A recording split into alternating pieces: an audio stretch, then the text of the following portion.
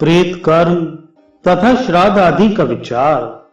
और बोले, बंधु बांधवों को चाहिए कि भली प्रकार स्नान कराने के अनंतर पुष्प मालाओं से विभूषित शव का गांव के बाहर दाह करे और फिर जलाशय में वस्त्र सहित स्नान कर दक्षिणाभिमुख होकर हम लोग अमुक नाम गोत्र वाले प्रेत के निमित्त वे जहां कहीं भी हों यह जल देते हैं आदि वाक्य का उच्चारण करते हुए जलांजलि दे।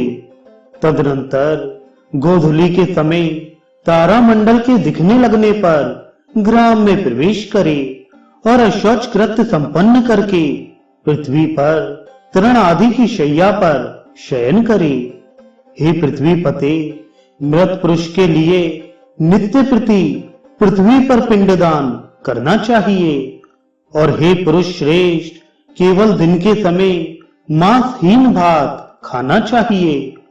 अशौच काल में यदि ब्राह्मणों की इच्छा हो तो उन्हें भोजन कराना चाहिए, क्योंकि उस समय ब्राह्मण और बंधु वर्ग के भोजन करने से मृत जीव की तृप्ति होती है।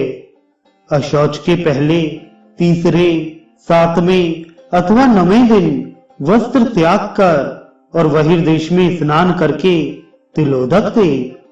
हे नृप, अशौच के चौथे दिन अस्थि चयन करना चाहिए।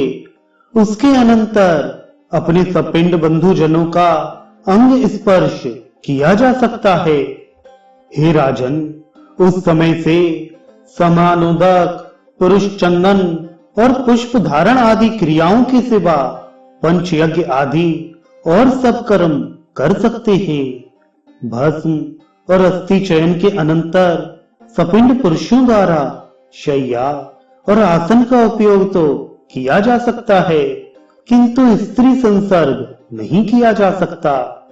बालक, देशांतर स्थित व्यक्ति, पतित और तपस्वी के मरने पर तथा जल, अग्नि और फांसी लगाने आदि द्वारा आत्मघात करने पर शीघ्र ही अशौच की निवृत्ति हो जाती है। मृतक के कुटुंब का अन्न 10 दिन तक न खाना चाहिए तथा अशौच काल में दान, परिग्रह, होम और स्वाध्याय आदि कर्म भी नहीं करने चाहिए।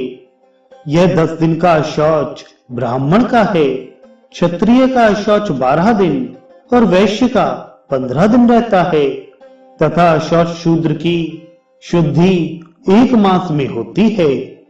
अशौच के अंत में इच्छानुसार अयुग्म 3, 5, 7, 9 आदि ब्राह्मणों को भोजन करावे तथा उनकी जूठन के निकट प्रेत की तृप्ति के लिए कुशा पर पिंडदान करे। अशौच शुद्धि हो जाने पर ब्रह्म भोज के अनंतर ब्राह्मण आदि चारों वर्णों को क्रमशः जल, शस्त्र, कोड़ा और लाठी का स्पर्श कराना चाहिए।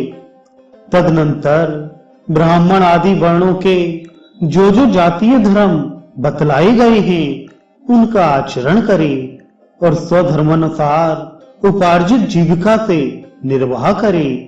फिर प्रति मास मृत्यु तिथि पर एकोदिष्ट श्राद्ध करे, जो आवाहन आदि क्रिया और विश्वदेव संबंधी ब्राह्मण के आमंत्रण आदि से रहित होने चाहिए। उस समय एक अर्घ्य और एक पवित्रक देना चाहिए तथा बहुत से ब्राह्मणों के भोजन करने पर भी मृतक के लिए एक ही पिंडदान करना चाहिए।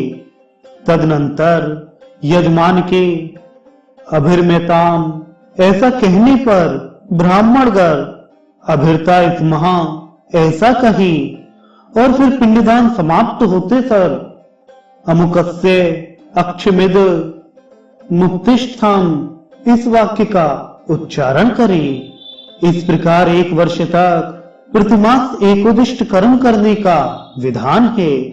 हे राजन, वर्ष के समाप्त होने पर सपिंडीकरण करें, उसकी विधि सुनो।